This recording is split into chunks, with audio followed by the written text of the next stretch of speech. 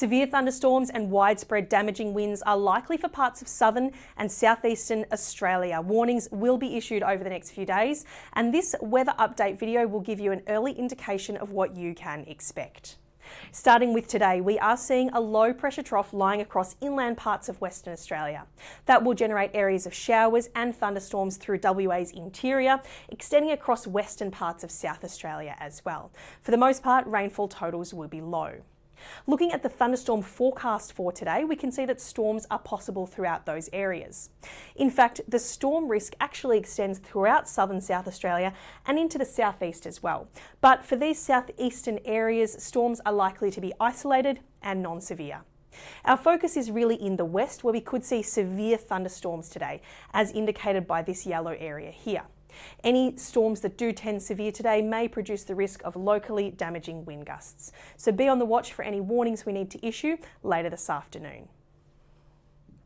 Moving into tomorrow, our low pressure trough is going to strengthen into a cold front, with a low pressure system starting to develop to the south of the mainland. This system will gradually move eastwards through the day, driving rain areas, showers and storms throughout South Australia and into Victoria as well. Looking at our thunderstorm forecast for tomorrow, we can see that storms are once again a risk throughout those areas.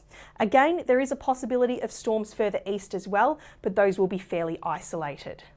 Severe storms are possible tomorrow through parts of western South Australia, extending down towards the Eyre Peninsula as well.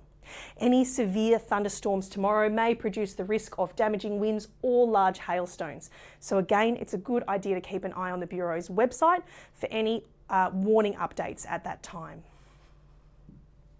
Wednesday is going to be the busiest day. This is when we're going to see our cold front and low pressure system continuing to move southeast, driving that risk of severe weather across the southeastern states.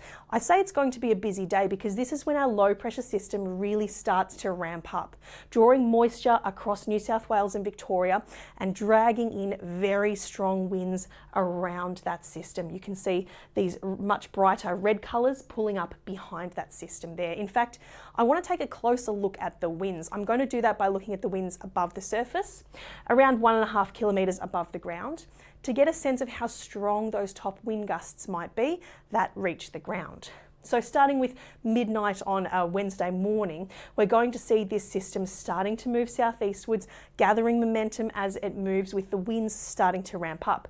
The red colours are emerging on our map, then the pinks and the purples.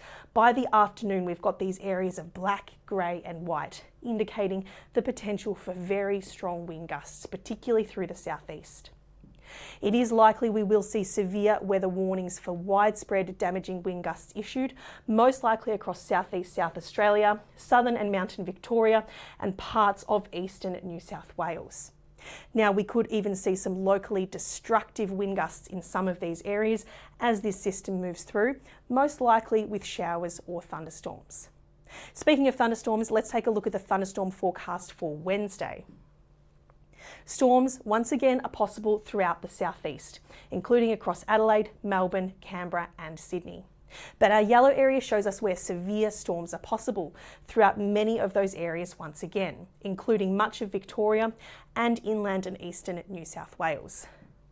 In fact, we could see severe storms bringing damaging wind gusts to parts of the Melbourne area on Wednesday, as well as parts of the Illawarra and the western suburbs of Sydney.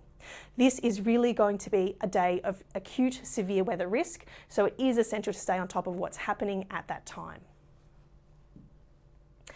By Thursday, we're going to see our system retreating, moving off across the Tasman Sea.